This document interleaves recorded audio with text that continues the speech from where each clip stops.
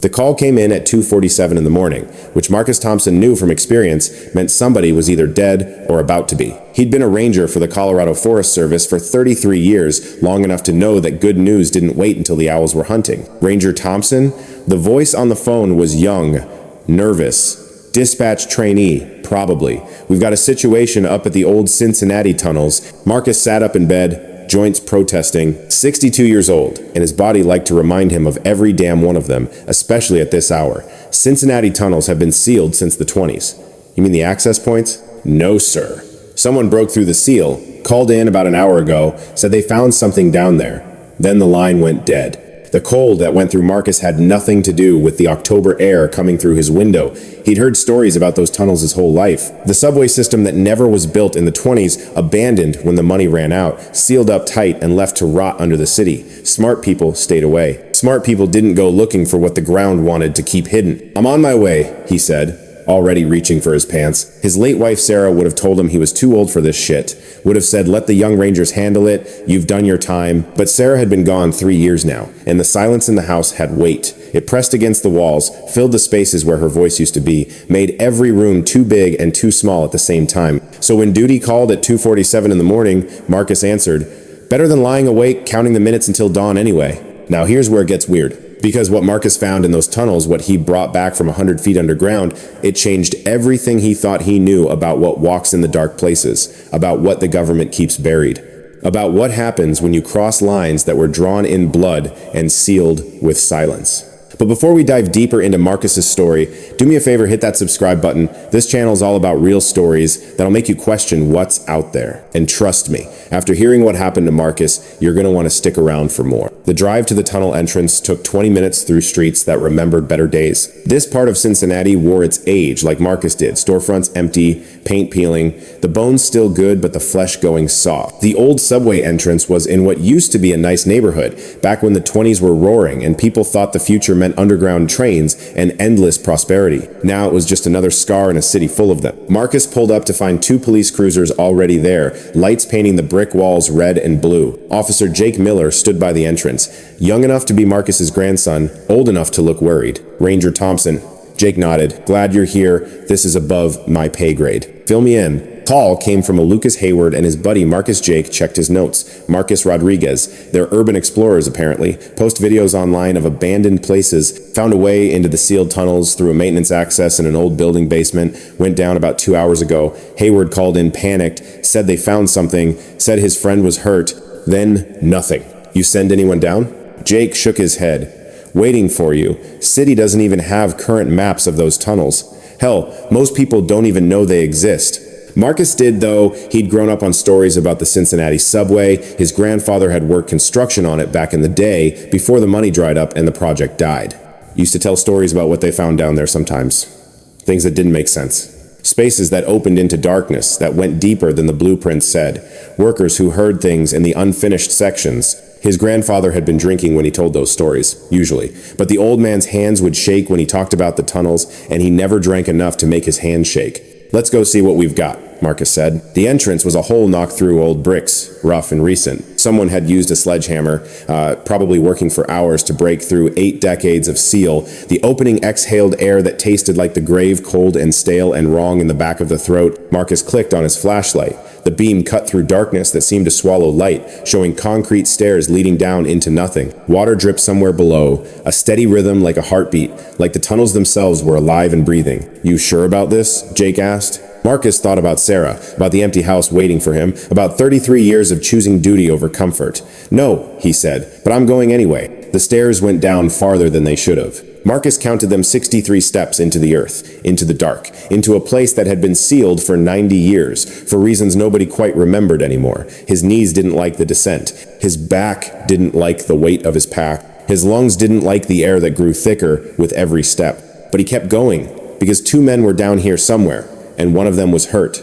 And that was the job. The only job that mattered at 2:47 in the morning when you were 62 years old and running out of reasons to get out of bed. The bottom of the stairs opened into a tunnel that stretched beyond his flashlight's reach. Tile work covered the walls, white and cream, the kind they used in the 20s when they still thought beauty mattered in public spaces.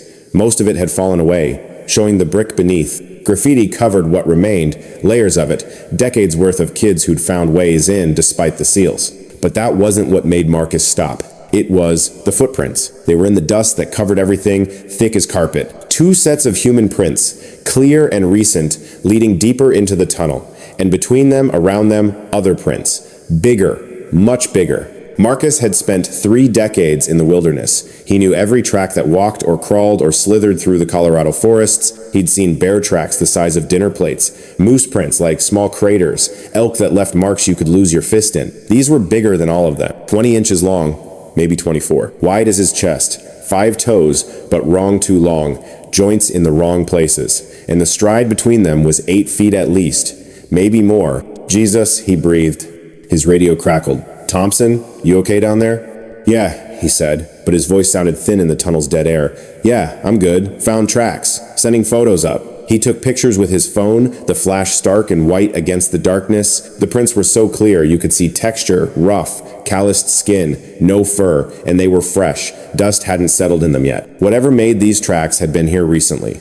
Maybe was still here. Marcus followed them deeper. The tunnel branched, divided, became a maze of passages that went on and on beneath the city. Some were finished, tile and concrete. Others were raw rock, places where the workers had started excavating but never finished. The air grew colder. The ceiling dropped lower. The sense of weight above became physical, pressing down like the earth wanted to close up again. He found the first blood at the intersection of 3 tunnels. Not a lot, just drops, dark against the pale concrete. Human blood, he thought, though he wasn't sure how he knew. Just that these drops felt different from the deer blood he'd tracked, the elk blood, even the blood from that bear mauling 2 years back. This blood knew fear. Hayward, Marcus called. His voice echoed, distorted, came back wrong. Lucas Hayward? This is Ranger Thompson with the Forest Service. Can you hear me? Nothing. Then, faint, from somewhere ahead. Help! The word was barely audible. Just the shape of sound. But it was human, and it was terrified, and Marcus moved toward it. The tunnel opened into a larger space, some kind of station platform. Tile work here was intact, beautiful even Art Deco patterns in blue and gold, the kind of craftsmanship nobody did anymore because nobody wanted to pay for it. Benches lined the walls. A ticket booth stood empty, windows long since broken. And on the platform, written in something dark that Marcus's flashlight couldn't identify, "They live down here." The letters were 6 feet tall, shaky, desperate. Someone had written them with their fingers. Someone who'd stopped worrying about grammar and punctuation because grammar didn't matter when you were leaving a message for whoever found you next. Marcus's hand went to his service weapon. He'd carried it for 33 years and never fired it in the line of duty. Never wanted to. But his fingers wrapped around the grip now, finding comfort in its weight. "Hayward," he called again. "Here." The voice came from a service tunnel off the platform, smaller, darker. "Please, he's hurt bad." Marcus found them in what looked like an old maintenance room. Lucas Hayward was maybe 60 years old, gray hair matted with sweat, face pale under the dirt. He knelt beside another man, Marcus Rodriguez, presumably who lay on the concrete in a spreading pool of blood. The blood was coming from Rodriguez's leg, or what was left of it. Something had torn into the meat of his thigh, ripped through muscle and tendon like paper. The wounds were deep, parallel, 3 of them claw marks, Marcus realized with growing horror. Something with 3 claws had grabbed this man's leg and torn. "We need to get him out," Marcus said, dropping his pack. "Now, we tried." Lucas's voice shook. "It won't let us leave." "What won't?" "I don't know."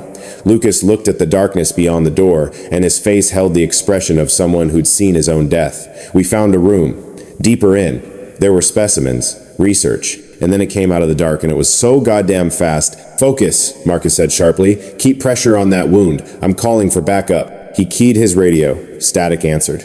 He tried again. More static, and underneath, something else. A sound like breathing, wet and heavy, coming from the radio, coming from the tunnels, coming from everywhere and nowhere at once. "Fuck," Marcus said, which was unlike him but seemed appropriate. "Okay. Plan B. Can he walk?" "I don't think so. Lost too much blood." Rodriguez's eyes were open but unfocused. He mumbled something Marcus couldn't hear, words that ran together into nonsense. Shock, blood loss, maybe both. They needed to move him, needed to get topside, needed to do it now, but before they could, the lights went out. Not Marcus's flashlight that stayed on a small circle of sanity in the dark, but lights in the tunnel outside, lights Marcus hadn't even noticed were there. Old fixtures somehow still powered after 90 years of abandonment. They'd been dim, barely glowing. Now they were dead. And in the darkness they left behind, something moved. Marcus heard it first. The scrape of something large against concrete. The wet sound of breathing that wasn't quite breathing. More like air moving through passages that weren't designed for air. And underneath that, a smell, rot and musk, and something else. Something ancient that made hindbrain instincts scream, run. It's back, Lucas whispered. Marcus pointed his flashlight at the door. The beam showed the platform beyond tile and benches, and that message written in God knew what. Nothing moved. But shadows seemed darker than they should be. Deeper, like they had depth and weight. What did you find down here? Marcus asked quietly. What room? Storage. Research storage. Files on experiments. On something called Project Wendigo. Lucas's voice was barely a whisper. Genetic research from the Cold War. They were trying to create super soldiers. Splice human and chimp DNA. Make something stronger, faster, smarter. But it went wrong. The subjects escaped.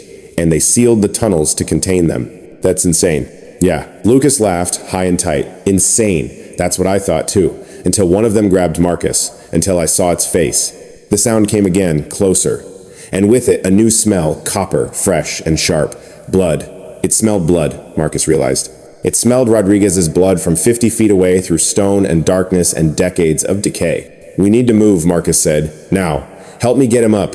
They tried. Got Rodriguez to his feet, got his arms over their shoulders. The man screamed a thin, breathless sound that echoed through the tunnels. And in answer, from the darkness, came another sound. A roar that wasn't quite a roar. Too deep for human, too deliberate for animal.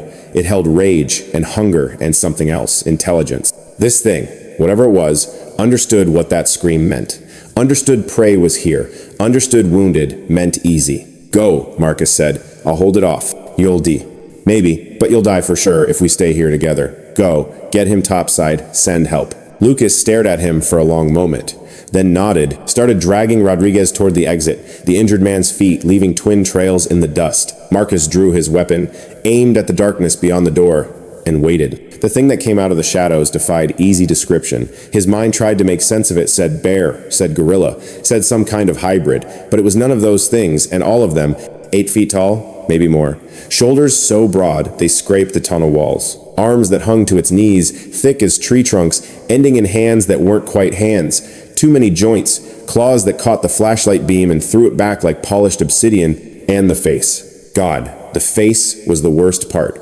Because it wasn't animal. There was intelligence there, trapped behind a skull that had been warped and stretched and forced into a shape that nature never intended. Eyes that held something close to human thought. A mouth that could almost form words but came out as that terrible wet breathing sound. Marcus fired. The shot was deafening in the enclosed space, a physical force that slammed against his ears. The bullet hit the thing's center mass, punched through. He saw the impact, saw the spray, but it barely flinched. Just looked down at the wound, then back at Marcus, and its mouth opened wider. That was when Marcus realized it was smiling. He fired again, emptying the magazine in a string of thunder that should have dropped anything that walked. The thing staggered, roared, but kept coming. Faster now, rage overriding whatever pain it felt. Marcus ran. 33 years in the Forest Service, 62 years old, knees that creaked and a back that didn't like stairs. But fear, real fear, the kind that came from seeing your own death in motion, that was fuel unlike anything else. He sprinted through the platform, past that terrible message, into the tunnel beyond. Behind him, he heard the thing in pursuit, heard its breathing, its footfalls, each impact like a drum. It was fast. God, it was so fast. The reports had said these things could run, had intelligence, had strength beyond human. They'd sealed the tunnels to contain them. And now Marcus understood why. The tunnel branched ahead. Left led deeper into the system, into darkness absolute. Right led back toward the entrance, toward the stairs, toward the surface and light and life. Marcus went right, legs burning, lungs screaming, every step an act of will against a body that wanted to give up. The thing behind him was getting closer. He could hear it in the way the breathing grew louder, feel it in the vibration of its footfalls through the concrete. 20 feet back, maybe, then 15, then 10. Marcus saw the stairs ahead, 63 steps back to the surface. 63 steps that might as well have been 1,000 with his knees and his age and that thing behind him. He reached the stairs, started up, made it 5 steps before the thing grabbed him. The hand, claw, whatever it was, closed around his ankle like a vice, jerked him backward. Marcus fell hard, chin cracking against concrete, stars exploding in his vision. He kicked with his free leg, connected with something solid, earned a grunt of surprise. The grip loosened. He scrambled forward, up 3 more steps. The thing grabbed again, got his pack, tore it off him like paper. Marcus kept moving, kept climbing, each step a small victory, each breath a gift he hadn't earned. Behind him, the thing roared again. But it didn't follow. Marcus made it to the top, burst through the entrance into cold October air that tasted like heaven. Jake was there, weapon drawn, eyes wide. What the hell? Seal it, Marcus gasped. Seal it now. Get concrete, steel, whatever you've got. Seal that entrance and don't let anyone go down there. What's down there? Something that shouldn't exist. Something they tried to bury 90 years ago. Marcus looked back at the darkness below, could see nothing but black. But he could feel eyes watching, could feel intelligence measuring, planning, and we need to keep it buried. They found Lucas a block away, still dragging Rodriguez. Paramedics took over, got the injured man into an ambulance. He'd lost a lot of blood, might lose the leg, might not make it at all. Lucas told the same story Marcus would tell later to officials who arrived with credentials and no names, about finding the tunnels, about the research room, about something called Project Wendigo that happened during the Cold War when people thought genetic manipulation was a good idea and consequences were problems for future generations. The officials listened, took notes, then made everyone who'd been there sign documents thick as phone books, non-disclosure agreements backed by federal authority, and the kind of consequences that made jail time look friendly. They sealed the entrance with concrete, posted guards, made the whole area off limits, and they told Marcus that what he'd seen wasn't real, that he'd been down there in the dark, in the confusion, that shadows played tricks, that there were no experiments, no escaped subjects, nothing living in the tunnels but rats and mold. But Marcus had seen it,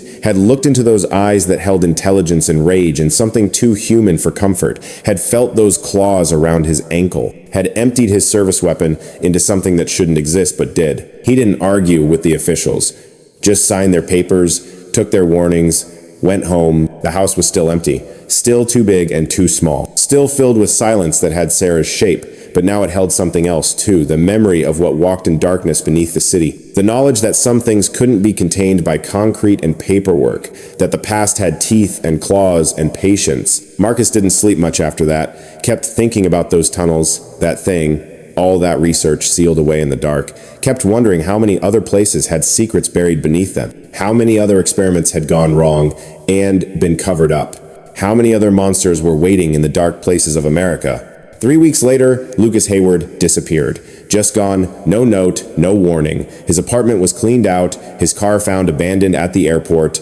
The officials said he'd probably run, couldn't handle what he'd seen, but Marcus knew better. They'd taken him, whoever ran Project Wendigo, whoever had signed off on those experiments and then sealed the tunnels when things went wrong, they'd taken Lucas to make sure he stayed quiet, and Marcus knew he could be next. But here's the thing about being 62 years old with a dead wife and a career winding down and nothing much to look forward to except quiet retirement and quieter death. You stop caring about threats when you've already lost what mattered. Marcus had spent 33 years following rules, keeping secrets, playing by the book. Now he decided to break that pattern. He started researching, used his Forest Service credentials to access databases that most people didn't know existed, found files on abandoned government facilities, found references to genetic research programs from the 50s and 60s, found mentions of Project Wendigo buried in documents that had been classified for decades. The picture that emerged was worse than he'd imagined. Project Wendigo hadn't been an isolated experiment.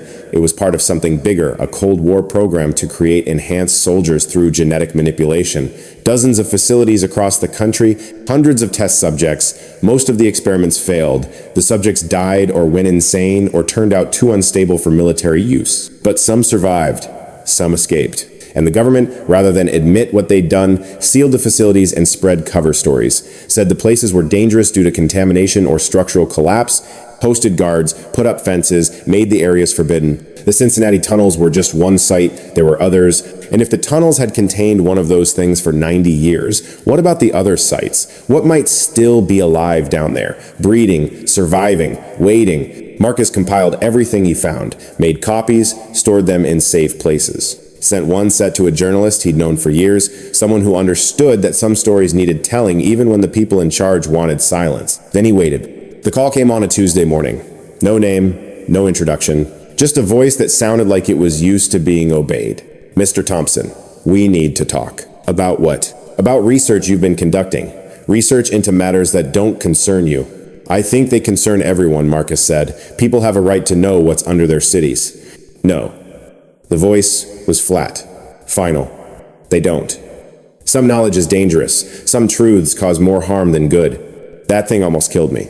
Killed Lucas's friend. You're telling me people don't deserve to know there are monsters in the dark? We're telling you that containing those monsters requires secrecy. That panic would be worse than the threat. That what we did to win the Cold War. To protect this country, you created abominations.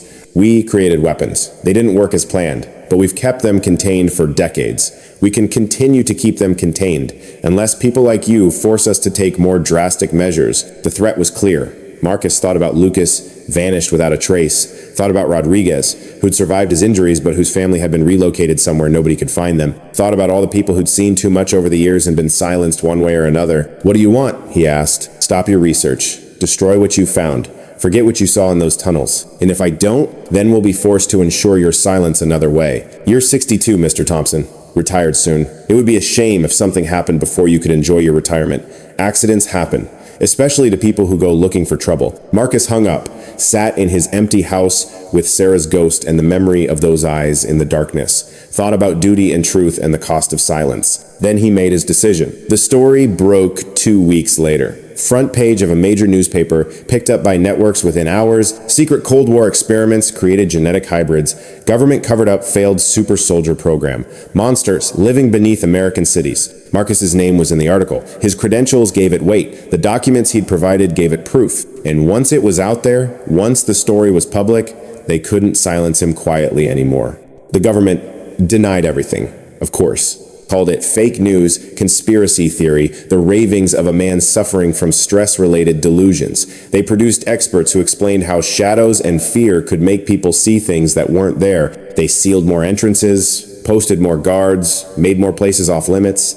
But the damage was done. People started looking, started asking questions, started wondering what else might be hidden in the places they weren't allowed to go. And Marcus, sitting in his house with death threats in his mailbox and government agents watching his every move, felt something he hadn't felt in the 3 years since Sarah died. Purpose. The tunnels beneath Cincinnati remained sealed. The things living there, if they still lived, stayed in the darkness.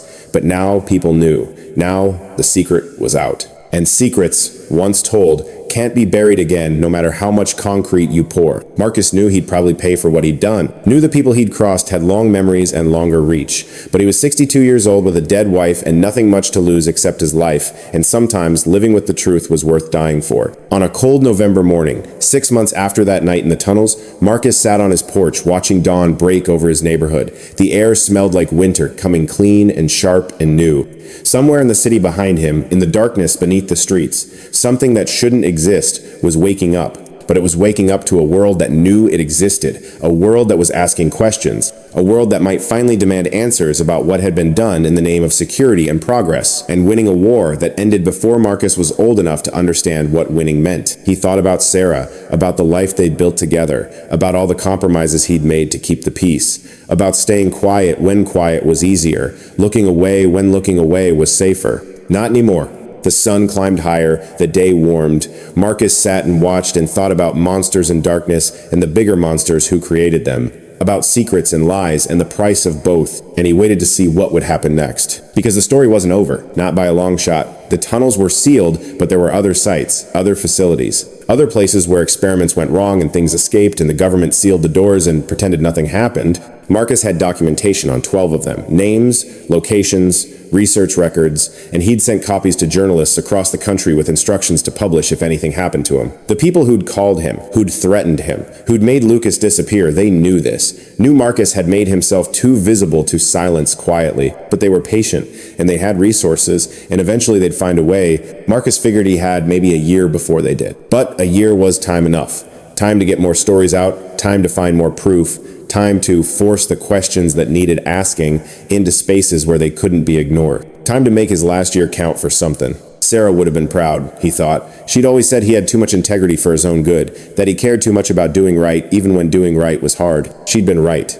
And that caring, that need to do what was right, even when it cost him everything, that was what kept him going now. That was what gave the empty house. Meaning again, he wasn't living for himself anymore. He was living for the truth. For the people who had a right to know what walked in the dark places of their country. For everyone who'd been told lies when they deserved answers. The phone rang inside. Marcus ignored it. Could guess who it was. More warnings, more threats, more attempts to make him reconsider. But his mind was made up. Had been since that night in the tunnels, when he looked into eyes that held human intelligence, twisted into something monstrous, and realized that the real monsters weren't the things in the dark. The real monsters were the people who'd created them, who'd played God with human DNA, who'd made abominations, and then sealed them away and pretended the experiment never happened. Those were the monsters that needed exposing. And Marcus, 62 years old with aching knees and a dead wife's memory and nothing left to lose, was going to expose them. Whatever it cost, whatever it took, however long he had left. The sun rose higher. The morning stretched long. And beneath the city, in tunnels that would stay sealed for another 100 years, something that was almost human dreamed, dreams that were almost thoughts, and waited for the day when the concrete would crack and the darkness would spill out into light. But that day wasn't today. Today, Marcus Thompson sat on his porch and watched the world wake up and thought about truth and lies and the space between them, and he smiled. Because for the first time in 3 years, he had a reason to get out of bed in the morning. That was enough. That was everything. This story of what happened in the Cincinnati tunnels would spread, would grow, would become the kind of urban legend that people told in whispers, never quite sure what was real and what was embellishment. But Marcus would know, would carry that truth with him however long he had left, would remember the weight of those claws around his ankle, the intelligence in those two human eyes, the smell of rot and musk and ancient hunger, would remember that monsters were real. And that the biggest monsters wore suits and made decisions and signed papers that turned people into experiments and experiments into nightmares. Those were the monsters worth fighting. Those were the monsters. Marcus Thompson, 62 years old and running out of time, was going to fight until he couldn't fight anymore. The morning turned to afternoon. The afternoon to evening. The day passed, like days do, marking time, moving forward whether you wanted it to or not. And Marcus sat and thought and planned and prepared for whatever came next. Because something was coming. He could feel it the way he'd felt Sarah's death coming in those last weeks, a certainty in his bones, a knowledge that went deeper than logic. They would make their move eventually. Would find a way to silence him that didn't look like murder. Would make it seem like an accident. Natural causes. Anything but what it was. But until then, he had time. And time, Marcus had learned in his 62 years, was the only currency that really mattered. He intended to spend it well. The journalist's name was Alexis Carter, and she was 63 years old with the kind of reputation that made governments nervous. She'd broken stories about Iran-Contra, about CIA black sites, about things that people in power wanted buried. When Marcus had sent her the Project Wendigo files, she'd done what good journalists do, verified everything, found corroboration, built a case that couldn't be dismissed. Now she sat across from Marcus in a diner outside Denver, coffee going cold between them, and said the words he'd been expecting. "They're gonna kill you." Marcus stirred his coffee. The spoon made circles, around and around. Meditative, I know. "I'm serious. My contacts in the intelligence community are spooked. They're saying your name like it's a curse. Whatever you poked, it's got teeth." "I know that too." He looked up at her. "I've seen the teeth." Alexis had that look reporters get when they're onto something big, exhaustion mixed with exhilaration, fear wrapped in duty. Her hair had gone white years ago. She'd stopped dyeing it. She'd told him once, after her husband died. Said vanity felt small next to mortality. Marcus understood that better now than he had when she'd said it. "I've got more," she said quietly. "Sources who worked on the project. Scientists who've been carrying the guilt for 40 years. They're ready to talk." "Why now?" "Because you opened the door. Because your story made them realize the secret's already out. Might as well tell the whole truth while they can still breathe." She pushed a folder across the table. "This is just a preview. There are 9 more facilities. 9. And only 3 are completely sealed." Marcus opened the folder. The first page showed a map of the United States with red dots scattered across it. Montana, Oregon, New Mexico, Georgia. Places he'd never suspected. Places where people lived and worked and raised families without knowing what was underneath them. Jesus Christ. Yeah, Alexis's voice was flat. Jesus Christ is right. They weren't just making super soldiers, Marcus. They were trying to create the perfect predator. Something smart enough to follow orders, but ruthless enough to kill without hesitation. They thought they could control it, weaponize it, use it for black ops that nobody could trace. But they couldn't control it. No, the intelligence was too high, the aggression too unpredictable. Most subjects died in infancy, the ones that survived. She tapped the folder. Well, you met one. Marcus thought about those eyes, about the almost smile, about the way it had looked at him like a person might look at prey, with understanding, with intention, with choice. How many are still alive? Unknown. Could be dozens. Could be none. The facilities were sealed between 1952 and 1976. Some of those things could live that long, could have bred. We don't know enough about their biology to say the coffee sat untouched. Marcus's appetite had gone the way of his innocence about what the government was capable of. What do? We publish everything. Names, dates, locations, force Congress to investigate. Make it so public they can't cover it up anymore. Alexis leaned forward. But Marcus, you need to understand something. Once this goes out, you become a liability they can't tolerate. They'll come for you hard. Let them come. Easy to say now. Harder when you're looking at a car that won't start and you remember you didn't check for bombs, or when your food tastes wrong and you wonder if it's poison, or when you're crossing the street and a truck runs the red light. Her eyes were hard, knowing. They're good at making accidents look real. I'm 62 years old, Marcus said. My wife's dead. My kids are grown and living their own lives. What have I got to lose? Your life. A life doing what? Playing golf, watching TV, waiting to die? He shook his head. Sarah used to say I was too stubborn to know when to quit. She was right. I'm too stubborn and too old and too pissed off to stop now. Alexis studied him for a long moment, then nodded. All right, we go big. I've got sources ready to go on record. Scientists, military personnel, even 2 former senators who knew about the program. We publish everything at once, multiple outlets, too big to suppress. When? 2 weeks. That's how long it takes to verify the last details. Get legal clearance. Coordinate with the other papers. She paused. You should disappear until then. Go somewhere they won't expect. Somewhere public enough that making you disappear would be noticed. I'm not hiding. I'm not asking you to hide.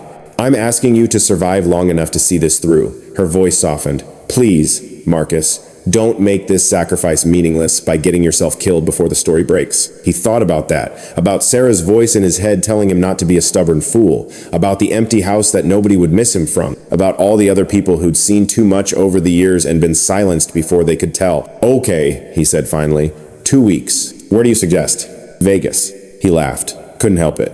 Vegas? Hear me out. It's crowded. Cameras everywhere. Public as hell. Hard to make someone disappear when there are 10,000 witnesses and security footage. Plus, nobody looks twice at another old guy playing slots. You'd blend right in. She wasn't wrong. Marcus hadn't been to Las Vegas since 1983, a work conference that Sarah had turned into a vacation. They'd hated the noise and the crowds and the desperate energy of people throwing money at hope. But as a place to hide in plain sight, it would work. 2 weeks, he said again. Then the story breaks. Then the story breaks, and the whole world knows what they did. They parted in the parking lot. Alexis gave him a burner phone with her number programmed in. Nothing else. Call me when you get there, once a day. If I don't hear from you, I publish immediately. You're a good person, Alexis. I'm a reporter. I just want the truth out. But she smiled when she said it, and Marcus saw the steel underneath the same steel that had kept her chasing stories for 40 years, despite threats and danger and people who wanted her silent. They were alike that way. Too stubborn to know when to quit. Marcus drove west. Colorado gave way to Utah, gave way to Nevada, the landscape turning from green to brown to the kind of empty that made you understand why they'd tested nuclear weapons out here. Some places were already wasteland. What was one more bomb? He thought about that as he drove, about how easy it was to destroy things in places nobody was looking, about secrets buried in empty land and forgotten cities, about the American landscape pockmarked with hidden horrors that people drove past without knowing. Las Vegas rose from the desert like a fever dream, all light and noise and desperate belief that luck could change everything. Marcus checked into a middle-tier casino hotel, nice enough to blend in, cheap enough not to draw attention, paid cash, gave a fake name, did everything the movies said to do when you were running from something. Then he called Alexis. I'm here. Good. Stay public. Don't go anywhere alone. And Marcus, her voice carried weight. Watch your back. He spent the next week in a weird kind of limbo. Days in the casino, moving between slot machines and poker tables, never playing much, just occupying space. Nights in his room, staring at ceiling tiles and thinking about tunnels and claws and eyes that held too much intelligence. He couldn't stop thinking about the other facilities, about what might still be alive in them, about people living their normal lives with monsters underneath, sealed away behind concrete and denial. The burner phone rang on day 5. Unknown number. Marcus almost didn't answer. but something instinct, curiosity, stupidity made him pick up. Mr. Thompson, the same voice from before, flat, emotionless, used to being obeyed. We know where you are. His blood went cold. How? We know everything. Your hotel? Your room number? What you had for breakfast? A pause. Miss Carter's timeline for publication. The sources she's contacted. Every detail of your little crusade. Marcus walked to the window. Looked down at the Vegas street 30 floors below. Crowds moving like ants. Could be anyone down there. Could be watching him right now. What do you want? The same thing we've always wanted. Silence. But you've made that complicated. Another pause. We're prepared to offer you a deal. I'm listening. Stop the publication. Destroy all copies of your research. Sign an expanded non-disclosure agreement. And in return, we let you live out your remaining years in peace. And if I refuse, then we'll be forced to take more direct action. Not just against you, Mr. Thompson, against Miss Carter, against her family, against the sources, providing information, against everyone involved in this story. The voice carried absolute certainty. We've contained this secret for 70 years. We can contain it for 70 more. The only question is how many people have to die to maintain that containment. Marcus's hand tightened on the phone. Thought about Alexis, about the scientists ready to talk, about all the people who'd already suffered because of Project Wendigo. You're threatening to kill innocent people. We're protecting national security. Sometimes that requires difficult choices. Fuck your national security. The words came out harder than Marcus intended. You made monsters. You let them escape. You covered it up. That's not security. That's cowardice. Cowardice is risking millions of lives because you can't keep a secret. Imagine the panic if this goes public. Imagine what happens when people learn there are genetically modified predators living beneath their cities. The chaos, the violence, the demands for answers that can't be satisfied. The voice softened, almost sympathetic. We're not the villains here, Mr. Thompson. We're trying to prevent catastrophe. By threatening to kill everyone who knows the truth? By protecting the greater good, a concept you used to understand before grief made you reckless. That stung. Because it was true, in a way. The old Marcus, the one from before Sarah died, might have taken the deal, might have told himself that silence was mercy, that some truths caused more harm than good. But that Marcus had died in the tunnels, had looked into eyes that shouldn't exist, and realized that the real catastrophe wasn't the truth. It was the lie, the decades of denial, the victim's sacrifice to maintain the fiction. I'm not stopping the publication, he said. Silence on the other end. Long enough that Marcus thought they'd hung up. Then, we hoped you'd reconsider. For everyone's sake, but you've made your choice. The line went dead. Marcus stood at the window for a long time after that, watching the crowds below, the endless stream of humanity moving through the Vegas streets, all of them oblivious to the conversation that had just happened, to the threat hanging over them, to the secrets buried in the ground beneath their feet. He called Alexis. They know everything. Your timeline, your sources, all of it. Fuck. He heard typing in the background. How compromised are we? They threatened everyone. You, your family, the sources, said they'd kill whoever they need to kill to keep this quiet. More typing. Then, we move the timeline up. Publish tomorrow instead of next week. I can have it ready. It won't be as polished, but it'll be out. They'll retaliate. Let them try. Once it's published, killing us just makes them look guilty. They'll deny, discredit, deflect, but they won't kill. She paused. Probably won't kill. That's not reassuring. It's not meant to be. This is the job, Marcus. We knew the risks. Her voice hardened. The story goes out tomorrow at 6 a.m. Eastern, every major outlet simultaneously. By 7 a.m., the whole world will know. And then what? Then we see what happens when you drag monsters into daylight. Marcus spent that last night in Vegas, not sleeping, kept thinking about consequences, about all the people who'd be affected by what they were about to do, about whether he had the right to make that choice for them. But he also thought about Rodriguez, who'd lost his leg, about Lucas, who'd disappeared, about all the victims over 70 years, the test subjects who'd died or been transformed into things that shouldn't exist, the workers who'd seen too much and been silenced, the families who'd lost people and been told lies. They deserved truth, deserved justice, deserved better than being told that their suffering was necessary for the greater good. The sun rose over Nevada. Marcus packed his bag, checked out of the hotel, drove east. Away from Vegas, away from the lights and crowds, back toward Colorado, and whatever was coming next. The story went live at 6 a.m. Marcus was in a diner in Utah when his phone, not the burner, his real phone started exploding with notifications, texts, calls, emails, all coming in a flood. He ignored them. ordered coffee, watched the news on the TV behind the counter. By 6:30, every channel was covering it. Secret Cold War program, created genetic monsters, government covered up super soldier experiments for 70 years, living predators sealed beneath American cities. Marcus's face was on the screen, his name, his credentials, his story about the Cincinnati tunnels. And beside him, the scientists Alexis had found, 3 of them, old men with guilt etched into every line on their faces, telling the cameras about what they'd done. "We thought we were serving our country," one of them said. His name was Dr. Richard Hull, 81 years old, hands shaking even on camera. "We thought creating superior soldiers was patriotic, but we made abominations, and when we realized what we'd done, they ordered us to seal the facilities and never speak of it again." Another scientist, Dr. Emma Davis, 78.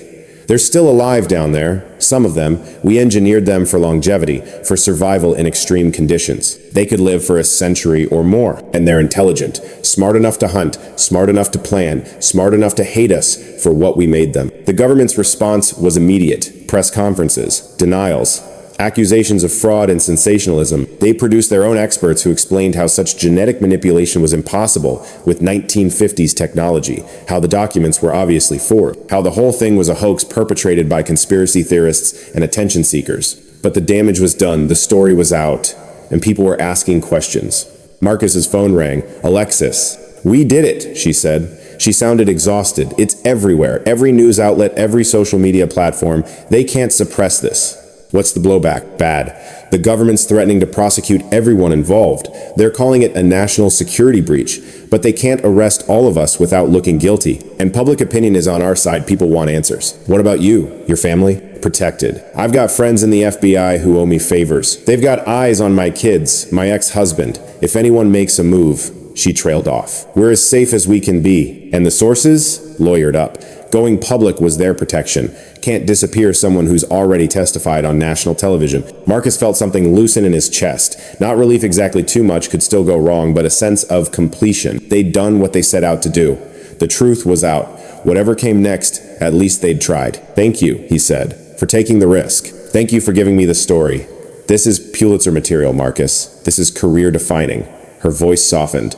"And it's the right thing that matters more than the prize." They talked for a few more minutes, made plans to meet in Denver once the initial chaos died down. Then Alexis had to go another interview, another outlet, wanting the story. Marcus finished his coffee, paid, walked out into Utah, sunshine that felt clean and honest after the recycled air of casinos and conference rooms. His phone rang again. Unknown number. He almost didn't answer, but something made him Mr. Thompson. A different voice this time. Female, older, with an accent he couldn't place. "My name is Dr. Sarah Wilson. I worked on Project Wendigo from 1956 to 1963. Marcus's heart rate kicked up. "You're one of the scientists?" "I was. I left the program when I realized what we'd created. But I kept records. Documentation they don't know exists." A pause. "I saw your story. I saw you're trying to expose the truth. I want to help." "Why?" "Because I'm 79 years old and I've been carrying this guilt for 60 years. Because those things we made, they were alive. They felt pain. They understood what we'd done to them." Her voice broke. "I want to make it right before I die." "What kind of documentation?" "Breeding records, population estimates, behavioral studies, everything the government claimed they destroyed. I have it all." Another pause. "There's something else you need to know, Mr. Thompson. Something the other scientists don't know or won't admit." "What?" "The containment is failing. The facilities were built to last 50 years, maybe 70. It's been longer than that for most of them. The concrete is cracking, the seals are degrading, and the subjects, they're smart. They've been testing the barriers, probing for weaknesses." She took a shaky breath. "Within the next 5 to 10 years, they're going to break through. And when they do," Marcus closed his eyes. "Saw those claws again. That intelligence, that hunger. How many? We estimate 60 to 80 survived into breeding age. Could be 200 by now, maybe 300, spread across 9 facilities." Her voice was barely a whisper. "Mr. Thompson, we didn't just create monsters. We created a new species. And we're running out of time to deal with them before they deal with us." The implications hit like a physical blow. Not just a cover-up, not just a secret that needed exposing, but an active threat. Hundreds of genetically modified predators, intelligent and aggressive, on the verge of breaking containment. What do? We force the government to act. To reinforce the facilities, or relocate the subjects, or... She trailed off. "I don't know. but doing nothing guarantees catastrophe. The public needs to know. Congress needs to act. This can't be sealed away and forgotten anymore. Marcus thought about those tunnels beneath Cincinnati, about that thing hunting him through the darkness, about it multiplied by 300 and loose in cities across America. "Send me everything," he said. "Every document, every record, every piece of evidence you have. We'll make sure it gets out. They'll kill me for this. They're going to kill both of us anyway. Might as well make it count." Dr. Wilson laughed a tired, sad sound. "You're right. I'm too old to be scared anymore. I'll send the files tonight." "One more thing," Marcus said. "The thing I encountered in Cincinnati, it looked at me like it understood, like it was almost human. Was that by design?" Long silence. Then, "Yes. We spliced human DNA with primate genetics. The goal was maximum intelligence with minimum empathy. A killer that could think tactically but wouldn't hesitate to follow orders." Another pause. "But empathy isn't something you can just remove. Those subjects, they understood what they were, what we'd made them, and they hated us for it. That hatred, Mr. Thompson, that's what's kept them alive all these years. That's what's made them patient. And when they finally break free," she didn't finish the sentence, didn't need to, "they ended the call." Marcus stood in the Utah parking lot, phone in hand, trying to process what he just learned. The story they'd published wasn't the end, it was just the beginning. The opening shot in what was about to become a national crisis, because Dr. Wilson was right. The containment was failing, the seals were breaking. And somewhere in the darkness beneath 9 American cities, creatures that shouldn't exist were waiting for their chance. Marcus got back in his truck, drove east toward Colorado, toward home, toward whatever came next. The highway stretched empty ahead, the landscape vast and indifferent. Somewhere out there were places where the ground held secrets, where concrete walls were cracking, where something ancient and angry and almost human was counting down the days until freedom. And now the whole world was going to watch as those secrets spilled into light. The question wasn't whether it would happen. The question was what they'd do when it did. Marcus drove through the afternoon, the sun arcing across the sky, time passing the way it does whether you want it to or not. He thought about Sarah, about how she'd always said he couldn't save everyone, couldn't fix everything, had to know when to let go. But Sarah had never met something that looked at her with hunger and intelligence, had never felt the weight of knowing that monsters were real and nobody was doing anything about them. Marcus couldn't let go, couldn't look away, couldn't pretend that sealing evil underground was the same as defeating it. So he drove. And he planned, and he waited for Dr. Wilson's files and for whatever retaliation was coming, and for the day when the concrete finally cracked and America had to face what it had created. That day was coming.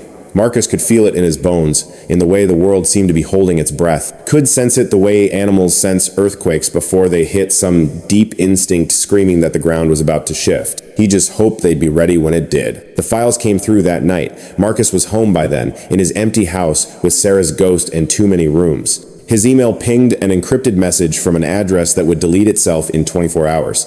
Dr. Wilson, covering her tracks. He downloaded everything. Thousands of pages. Breeding records, medical files, behavioral studies, facility blueprints, and photographs. God, the photographs. Marcus had seen one of the subjects in person, had looked into those eyes, but seeing them documented, cataloged, studied like lab rats, that was different. Worse somehow. The early subjects looked more human. You could see the chimp DNA, but it hadn't dominated. They looked like people with slightly wrong proportions.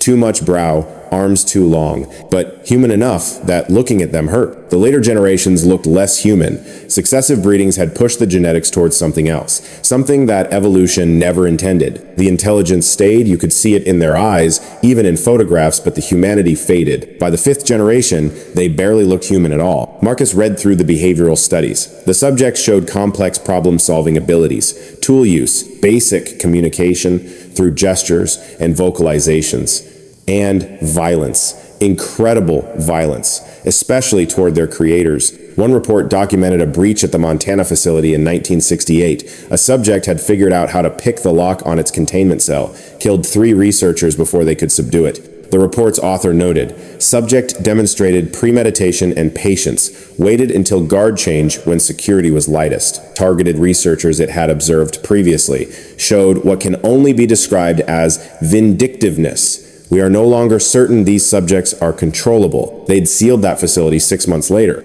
Marcus worked through the files until dawn, making notes, flagging key documents, building a case that the government couldn't deny. Evidence that the subjects were intelligent, dangerous, and about to break free. He sent everything to Alexis. Called her after to make sure she'd received it. "Jesus Christ," she said. She sounded shell-shocked. "Marcus, this is worse than we thought. This isn't just a cover-up. This is an extinction-level threat. I know. We need to publish this immediately. Tomorrow. Get it out before they can stop us. Do it. And Alexis, he paused. Make sure you're somewhere safe when it goes live, because this time they're not going to just threaten. They're going to act. I know, she sighed. My daughter wants me to stop. Says I've done enough. Says I should let someone else take the risk. But you can't. No, I can't. This story needs telling, and if I don't tell it, she trailed off. Someone has to stand up. Might as well be us. They were quiet for a moment. Two people in their 60s, both running out of time, both choosing to spend what they had left fighting a fight that might be unwinnable. Thank you, Marcus said, finally, for believing me, for taking this on. Thank you for giving me something worth fighting for. I'll call you when the story's ready to publish. The second story broke 36 hours later. Genetic monsters on verge of breaking containment. Government scientists warn. Facilities failing, population growing. Hundreds of predators could be loose within years. This time, the panic was immediate. Congress called emergency sessions. The military mobilized teams to inspect the facilities. News helicopters tried to get footage of the sealed sites. People living near the known locations demanded answers, demanded protection, demanded the government do something, and through it all, the government continued to deny, called the documents forged, called the scientists liars, claimed the whole thing was an elaborate hoax designed to create panic. But people weren't buying it anymore. Too much evidence, too many sources, too much smoke for there not to be fire. Marcus watched it all from his house in Colorado, fielded calls from reporters, from government officials, from people who wanted to know if they were safe. He told them the truth. He didn't know. Nobody knew. Because the government had spent 70 years lying and covering up, and now the truth was breaking through faster than anyone could contain. On day 3 after the second story broke, Marcus got a visitor. The knock came at 7 in the evening. Marcus answered with his service weapon in hand, not pointed but ready. The man on his porch was maybe 40, wearing a suit that cost more than Marcus made in a month. Government, obviously. But something about him was different from the usual agents. Less hostile. More resigned. Mr. Thompson, my name is Connor Blake. I'm with the Department of Defense Special Projects Division. He held up credentials. May I come in? Depends. You here to threaten me again? No. I'm here to ask for your help. That was unexpected. Marcus lowered the weapon.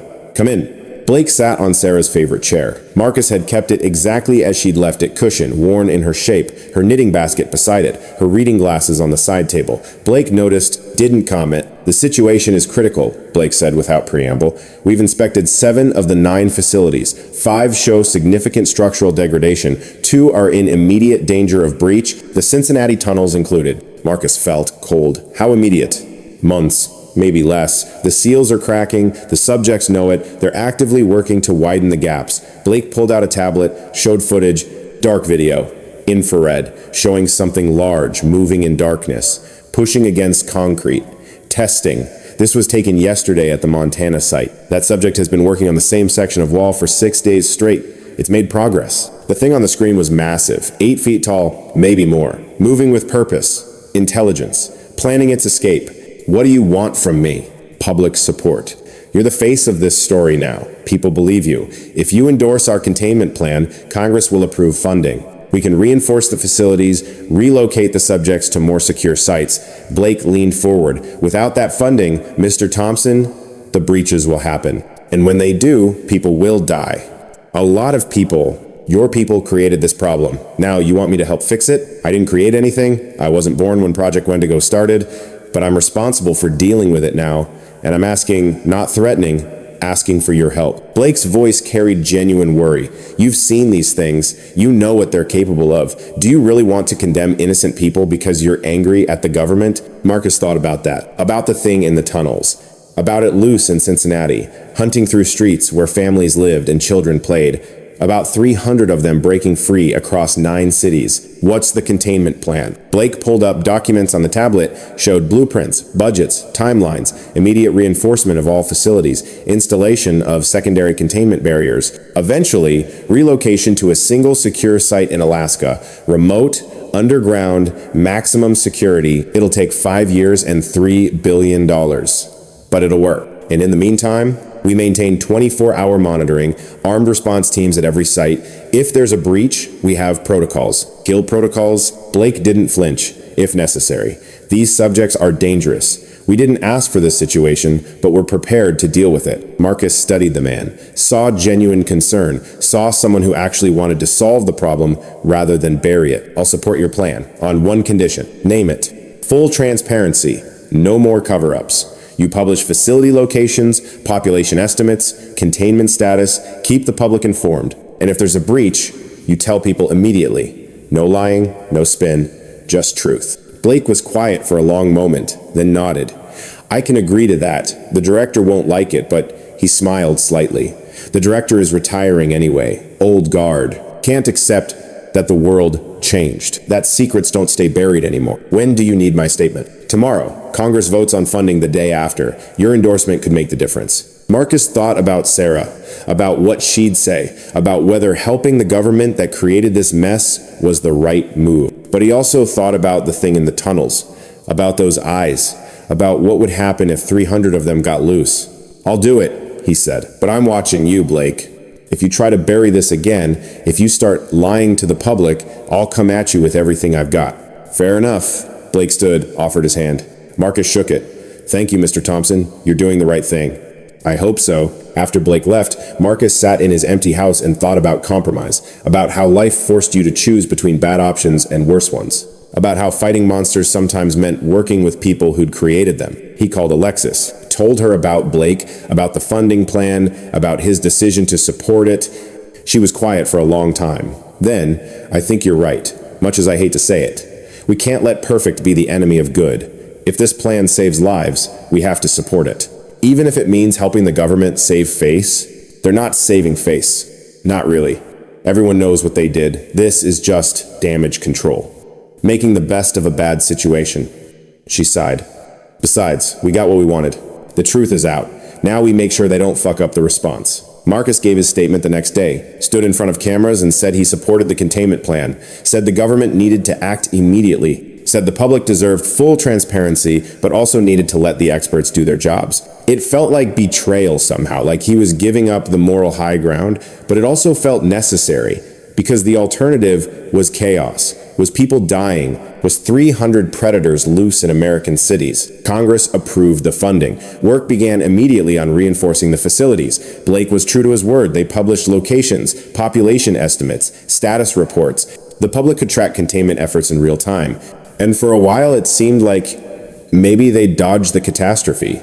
Like maybe humanity could face its mistakes and fix them before those mistakes killed anyone. Then the Montana facility breached. The call came at 3 a.m. Blake, his voice tight with controlled panic. We've got a situation. Montana site. Breach in the north wall. One subject escaped. Marcus was already getting dressed. Casualties? 2 guards injured. Not killed, it ran past them, heading west into wilderness. Blake paused. Mr. Thompson, we need to find it fast, before it reaches population centers, before people panic. Can you help? I'm a ranger, not a tracker. You've encountered one. You know how they think. Please. Marcus thought about saying no. Thought about staying in his safe house, letting someone else handle the danger. But Sarah's voice was in his head. You can't save everyone. Can't fix everything.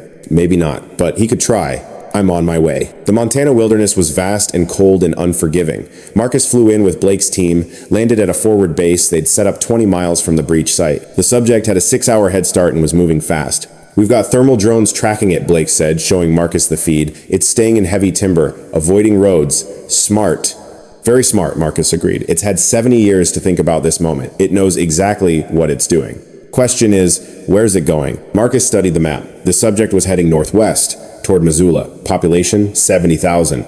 But between here and there were smaller towns, logging camps, isolated homes. It's looking for something, Marcus said. Food, probably, but also testing, seeing how humans react, learning the terrain. He pointed at the map. We need to get ahead of it. Herd it away from population centers. How? Bait. Something it wants more than curiosity. Marcus looked at Blake. You said they hate us. They're creators. What if we give it a creator to hate? Blake understood. You want to use yourself as bait. I've got experience surviving one of these things, and if it's as smart as we think, it'll remember that humans can be dangerous. Might make it cautious. Give us time to tranquilize it. Or it might kill you. Yeah, Marcus checked his weapon, but somebody's got to do it. Might as well be someone who's already used up most of their time. They spent the day setting the trap. Marcus positioned himself in a clearing 3 miles ahead of the subject's projected path. Armed response teams hidden in the trees around him, tranquilizer rifles loaded with enough sedative to drop an elephant, backup plans, emergency extraction, everything they could think of. Then they waited. The forest around Marcus was alive with October, leaves turning, air sharp with coming winter, animals preparing for the long, cold, beautiful country. Sarah would have liked it here. She always said she wanted to retire somewhere with mountains and quiet. Marcus had bought land in Montana once, years ago, planned to build them a cabin. Then Sarah got sick, and plans changed, and the land just sat empty, waiting for a future that never came. Strange how life worked out. Here he was in Montana after all, just 30 years late and hunting monsters instead of enjoying retirement. The sun dropped lower. Shadows lengthened. Marcus's radio crackled. "Movement," Blake said. "Half a mile south and closing. ETA 10 minutes. Marcus's heart rate picked up. His palms were sweaty despite the cold. Fear, he recognized, the old familiar feeling from the tunnels. But also something else, anticipation, because this time he wasn't trapped underground. This time he had backup and weapons and a plan. This time, maybe he could make a difference. The subject came through the trees like smoke, silent despite its size. Marcus saw it between the trunks, 8 feet of muscle and intelligence and barely contained rage. It moved on 2 legs mostly, but sometimes dropped to all 4s for speed. Predator locomotion. Built for the hunt, it stopped 50 yards out. Stood upright. Looked directly at Marcus. Those eyes. Same as the thing in Cincinnati. Too human. Too knowing. It recognized what Marcus was. Recognized the threat. Recognized this might be a trap. But it came forward anyway. Because rage beat caution. Because it had waited 70 years for freedom and wasn't going to stop now. Marcus raised his weapon. "Easy," he said, though he wasn't sure if he was talking to the subject or himself. "Nobody has to die here." The subject tilted its head, studying Marcus. Then it opened its mouth and made a sound, not quite words, not quite animal. Something in between. A question, maybe. Or a challenge. Now, Marcus said into his radio. Tranquilizer darts came from 6 directions. 3 hit. The subject roared rage and pain and surprise and charged. Marcus fired. 3 rounds, center mass, same as Cincinnati. The subject staggered but kept coming. 20 yards, 15, 10. More darts hit, more bullets. The subject's legs gave out. It crashed down 5 yards from Marcus, sliding in the pine needles, reaching for him with those terrible hands. Its eyes held his, and in them, Marcus saw something that broke his heart. Recognition. Understanding. And something that might have been gratitude. Then the sedatives took it and the eyes closed and it was just meat on the ground, breathing slow and steady. Blake emerged from the trees with his team. Holy shit. "You okay?" Marcus was shaking. Couldn't seem to stop. Yeah, I'm okay. They airlifted the subject back to the facility, reinforced the breach, increased security, and Marcus flew home to Colorado, to his empty house, to Sarah's chair and her ghost, and the silence that had weight. He'd done it. Helped capture the subject, prevented a catastrophe, made the containment work. So why did he feel like he just betrayed something? The answer came to him that night, lying in bed, staring at shadows. The subject's eyes, that look of recognition, of gratitude. It had wanted freedom or death, had been prepared for either, but Marcus had given it neither, had sent it back to containment, back to darkness, back to the cage it had spent 70 years trying to escape. Was that mercy? Or cruelty? Marcus didn't know, didn't have answers, just questions that kept him awake until dawn broke and another day began, and the world kept turning whether he understood it or not. The containment efforts continued. No more breaches. Blake's team reinforced every facility, installed better monitoring, kept the public informed, and slowly, the panic faded. People went back to their lives, trusted that the government had it under control. Marcus wasn't sure he believed that, but he'd done what he could, had exposed the truth, forced action, helped prevent disaster. That had to be enough. Had to be. 3 months after Montana, on a cold January morning, Marcus got a letter. No return address. Postmarked from somewhere in Alaska, inside was a single page, handwritten. The script shaky but readable. "Mr. Thompson, this is Dr. Sarah Wilson. By the time you read this, I'll be dead. Natural causes, probably. I'm 79, and my heart's been giving me warnings. But I wanted to say thank you for forcing the truth into light, for making them face what we did, for giving those subjects a chance at mercy instead of abandonment. I don't know if what you did was right. I don't know if mercy is possible in this situation, but you tried. That matters. More than you know. Thank you for trying. SW. Marcus read the letter 3 times, then folded it carefully and put it with his other documents. The evidence of everything that had happened, the proof that monsters were real and people had made them, and the world was stranger and darker than anyone wanted to believe. He thought about Dr. Wilson, about her carrying guilt for 60 years, about finally getting to confess before death came, about whether confession absolved anything or just shifted the weight. He thought about the subject in Montana, about whether it was still alive in its reinforced cage, about whether it dreamed of freedom or had given up hope. He thought about Sarah, about how she'd say he'd done enough, about how she'd tell him to rest now, about how he still couldn't quite bring himself to believe it was over. Because it wasn't over. The facilities were reinforced but not permanent. The subjects were contained but not solved. The truth was out but not accepted by everyone. There were still deniers, still believers in conspiracies, still people who thought the whole thing was a hoax. The fight wasn't finished. It was just paused, waiting for whatever came next. Marcus was 63 now. His knees hurt more, his back complained louder, the empty house felt heavier, but he was still here, still breathing, still watching. And when the next crisis came, because it would come, he was certain of that. He'd be ready. Too stubborn to quit, too angry to rest, too aware of what lurked in the dark to ever feel safe again. That was his legacy now. The old ranger who'd seen monsters and survived, who'd dragged secrets into light, who'd tried to make the world face its sins instead of burying them. It wasn't much, but it was something. And sometimes, in the quiet moments, in the spaces between heartbeats, Marcus thought maybe Sarah would have been proud of that. Maybe it was enough. The sun rose over Colorado. The day began, and Marcus Thompson, 63 years old and running on borrowed time, sat on his porch and watched the world wake up and thought about monsters and truth and the price of both. And he waited for whatever came next. Because something always did.